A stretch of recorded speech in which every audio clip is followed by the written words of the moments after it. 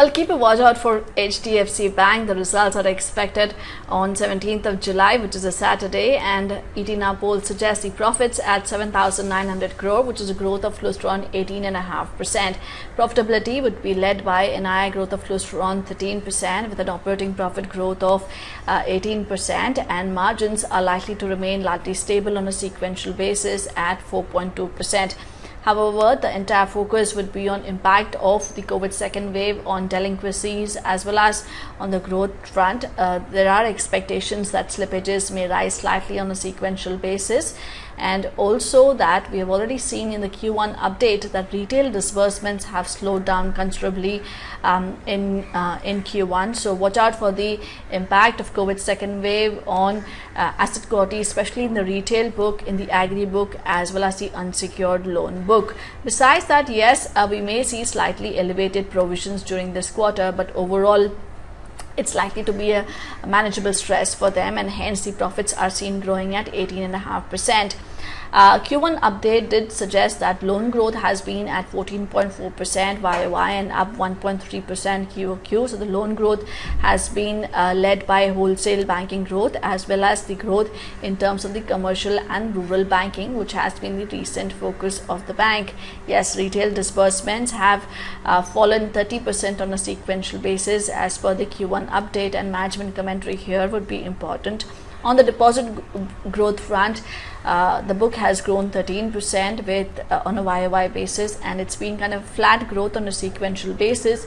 CASA ratio, of course, has been largely maintained, and CASA growth has been fairly okay on a YOY basis at 28%.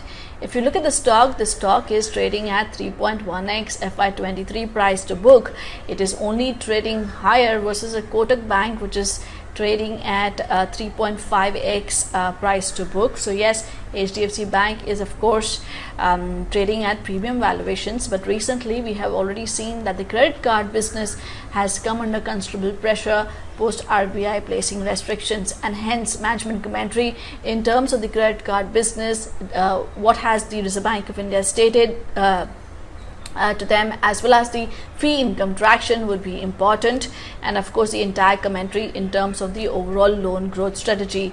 In the recent press conference, management had stated that they are expecting planned investments to fuel growth over the next 10 to 15 years, and they're constantly in touch with the Reserve Bank of India and auditors to strengthen their digital infra.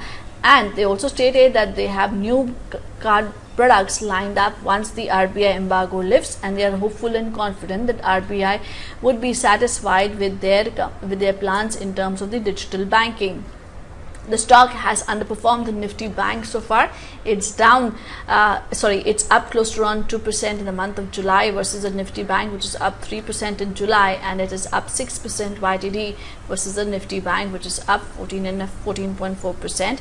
And most of the analysts have a target price of anywhere between say 1,700 to 2,000 rupees per share. It is Ambit, which has a sell rating at 1393, but the other analysts have a buy rating on HDFC Bank.